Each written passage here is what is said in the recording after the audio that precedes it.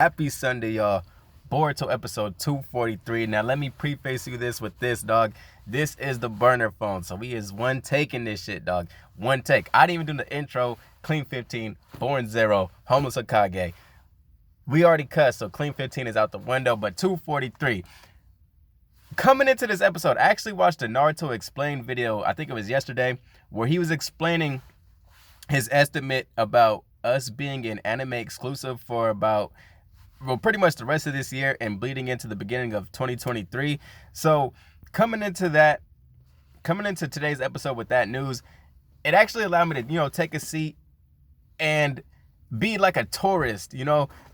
I'm just here to enjoy the episodes at this point, because before even seeing that episode, it was more of an experience where it's like, okay, so when are they going to start connecting the dots? Is there going to be any type of information that we could take from these episodes and incorporate it into the manga? Because they've been doing that pretty much all before, like the whole Jigen arc, and before that, going all the way back to when fucking Kashin Koji invades the Leaf Village and knocks out Katasuki. Like, shit was being planted all over the anime for certain shit that was popping off in the manga like chapters away.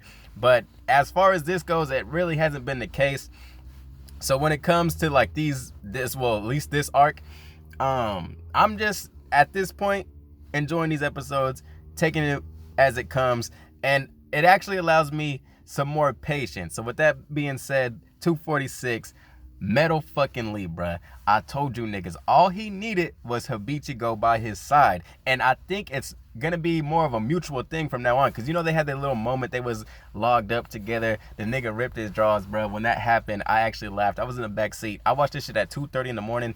It's like 7 o'clock now, so my memory's a little bit fuzzy, but I do remember that nigga had hearts on his drawers. Hey, that might be another sign, to be honest. Like, I'm telling y'all niggas, I think it's gonna be Metal Lee that maybe his last two words, like maybe he breaks into the Mizukage's office and is like, yo, let my bitch free, like shit like that. I think it'll work out, because what they teased us with for next week's episode, it seems as if there's like someone with some type of intel on Hibichigo and her attempt to kill Kagura. Now, I think it's a little bit misleading. They try to make it seem as if it's going to be Bunta, but the thing is, Bunta already knew about the attempt. The way that we saw the phrasing in the preview was, hey, I heard that you tried to kill Kagura. And we know we had that little scene where Bunta was eavesdropping on Hibichigo and Kagura's conversation. But I think that was more of a thing where she's starting to realize, oh, this person has grew up. Now, I know she had her hostile moment when she was doing her negotiation. Hey, we'll only help you fight this war if you convince the Mizukage to reduce our sentence completely. Like, we ain't trying to be back in jail, bro. Fuck the bullshit.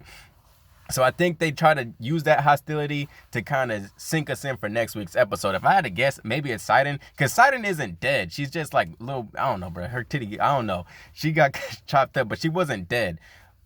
But I don't know. There's not too many other girls in this arc right now. So maybe it's like a random character that's in the Fanato clan. But all in all, when it comes to Habichigo, I really do think she's starting to change.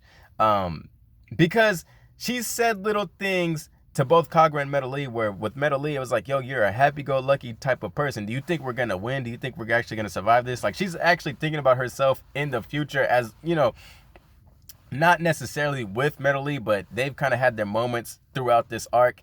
And then she has the conversation with Kagura where she's kind of dumbfounded. She's like, I try to kill you, yet you're still going out your way to help, And I think she's starting to see the whole Boruto type effect, the whole effect that usually a Boruto or a Naruto would have on other characters, right?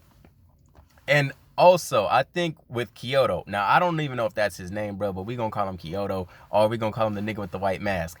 Either way, I think he's gonna go the same route as Kagura, because he had a similar moment with Kagura when we hear his backstory, which I fucked with his backstory. It kind of reminded me of Kimimaru. That's my favorite character, Kimimaru. But he gets banned to like this other island over some shit that his grandfather did. And honestly, can we blame that on the grandfather? Can we blame that on Yagura? Because he was under a genjutsu, bro. We all know that was Obito. That was Obito out there brainwashing my nigga, had that nigga murking everybody in the fucking Mist Village, right?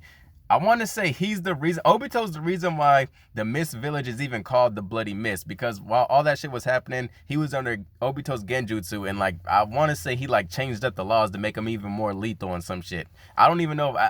I don't know if it's fan fiction that it was because of Ren, or if it was just some shit that he had to do in order to get like some shit found it for the Akatsuki. I forget. I don't know if the fans just doing it's revenge for Ren too, just as a little cherry on top. Nigga, I don't even remember the fuck point I was on.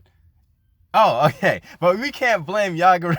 We can't blame Yagura for that, really. So they kind of did my nigga Kagura dirty.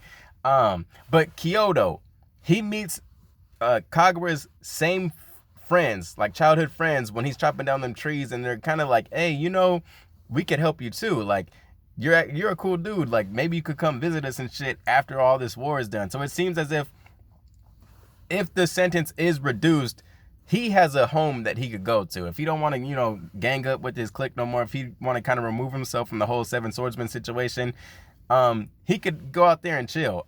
It's still in the land of fucking, I don't know what the fuck, the land of water? No, I think it's the land of water. It's still out there.